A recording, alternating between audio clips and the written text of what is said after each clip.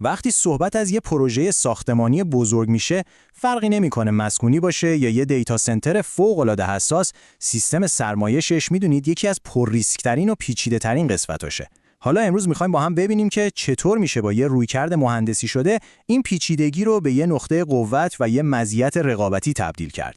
ببینید، اگه سیستم سرمایش رو اشتباه انتخاب کنید، فقط بحث قبض برق بالا نیست، نه. ممکنه ساکنین ناراضی باشن، تجهیزات حساس از کار بیفتن یا حتی خدای نکرده کل پروژه شکست بخوره. خب سوال اصلی اینه، چطوری میتونیم از همون اول کار یه انتخاب بی‌نقص و مطمئن داشته باشیم؟ امروزه دیگه چالش فقط این نیست که یه فضایی رو سرد کنیم، نه. چالش واقعی اینه که یه سیستم هوشمند رو مهندسی کنیم.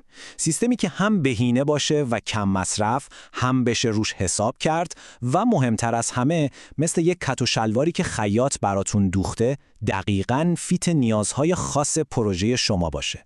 و این دقیقاً همون کاریه که واینو انجام میده. میاد این پیچیدگی رو به یه فرایند کاملاً مهندسی شده و شفاف تبدیل میکنه. و همه چیز از کجا شروع میشه؟ از نقطه صفر. یعنی با یه مشاوره دقیق و کاملاً تخصصی. خب، این فرایند مشاوره 3 مرحله خیلی کلیدی داره. اول از همه میان بار سرمایشی رو دقیق محاسبه میکنن. این واقعاً سنگ بنای کل سیستمه. بعد بر اساس همین محاسبات یه راه حل کاملا سفارشی برای شما طراحی میکنن و در نهایت چیدمان سیستم رو طوری بهینه میکنن که بیشترین بازدهی رو داشته باشه. میبینید یه رویکرد کاملا مهندسیه که اصلاً جایی برای حدس و گمان باقی نمیذاره. حالا این دقت از کجا میاد؟ از تجربه توی صدها پروژه مختلف. چون خودتون بهتر میدونید نیاز سرمایشی یه برج مسکونی کجا و نیاز یه دیتا سنتر کجا که یه درجه اختلاف دما میتونه میلیون‌ها دلار ضرر بزنه. پس این تجربه است که تضمین میکنه محاسبات برای هر پروژه خاصی دقیق و درست باشه. خب تا اینجا از برنامه و فرایند گفتیم، اما یه برنامه دقیق ابزار دقیق هم میخواد، درسته؟ پس بیایید ببینیم این رویکرد مهندسی شده توی عمل با چه تکنولوژی‌ای اجرا میشه. خب توی قلب این سیستم چیلر قرار داره. چیلر رو دقیقاً مثل موتورخونه ی سیستم سرمایش در نظر بگیرید. کار اصلیش اینه که آب رو سرد کنه و این آب سرد رو به همه جای ساختمون پمپاژ کنه. این آب سرده که بعداً مبنای خنک کردن فضاها میشه. یعنی واقعاً همون قلب تپنده سیستمه که سرمایش پایدار کل مجموعه رو به عهده داره. بعد از چیلر نوبت میرسه به هواساز. هواساز میاد هوای داخل ساختمون رو میکشه، از کلی فیلتر ردش میکنه تا هرچی گرد و غبار و آلودگی بگیره، بعد با همون آب سردی که از چیلر اومده دماش رو تنظیم میکنه و در آخر یه هوای تازه، تمیز و خنک رو توی فضا پخش میکنه. پس اینجا دیگه فقط بحث سرما و گرما نیست، بحث سلامتیه، بحث کیفیت هواییه که نفس میکشیم. و در نهایت میرسیم به فن کویل. این همون دستگاهیه که ما و شما به عنوان کاربر نهایی مستقیما باهاش سر و کار داریم. این دستگاه کوچیک تو هر اتاق یا فضایی نصب میشن، آب سرد رو از چیلر میگیرن و با یه فن هوای خنک رو به صورت محلی پخش میکنن. بهترین قسمتش اینه که قابل تنظیمه، یعنی هم راحتی هر فرد رو تامین میکنه و هم کلی تو مصرف انرژی صرفه‌جویی میشه.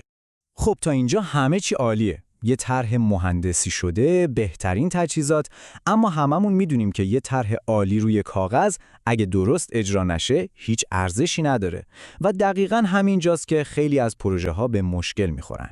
حالا بیایید ببینیم واینو برای این مرحله فوق‌العاده حساس چه راه حلی داره.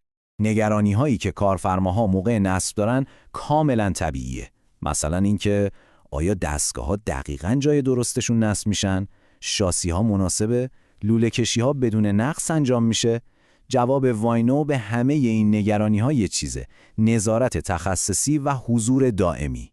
یعنی از اول تا آخر کار کنارتون هستن تا مطمئن بشن همه چیز بی‌نقص اجرا میشه. و این فقط یه شعار تبلیغاتی نیست، تا پشت این تضمین آدم‌هایی هستن که به قول خودشون عمرشون رو توی این فن سپری کردن. این یعنی چی؟ یعنی هر پیچ، هر جوش، هر تنظیم توسط کسی انجام میشه که کارش رو بلده و با بالاترین استانداردها کار میکنه. و فکر نکنید با تموم شدن نصب کار تموم میشه. نه اصلاً، این یه تعهد بلند مدته. از همون لحظه راه‌اندازی در طول دوره گارانتی و حتی سالها بعد این پشتیبانی توی کل ایران ادامه داره. هدف اینه که مطمئن بشن سیستم شما در تمام طول عمرش مثل روز اول کار میکنه. خب همه اینها رو گفتیم تا به یه سوال اصلی برسیم. چطور میتونیم این سطح از تخصص و اطمینان رو برای پروژه خودمون بیاریم؟ خب قدم اول خیلی ساده است. یه تماس. کارشناسای ویاینو آماده‌اند که جزئیات پروژه شما رو بشنون و راهنمایی‌های اولیه رو بهتون بدن. پس ببینید، نکته کلیدی اینه. راهنمای تخصصی برای یکی از مهمترین و حیاتی‌ترین بخش‌های پروژه‌تون فقط به اندازه یه مشاوره رایگان با شما فاصله داره. حالا سوال آخرینه. واقعاً پروژه شما لایق این سطح از دقت و مهندسی نیست؟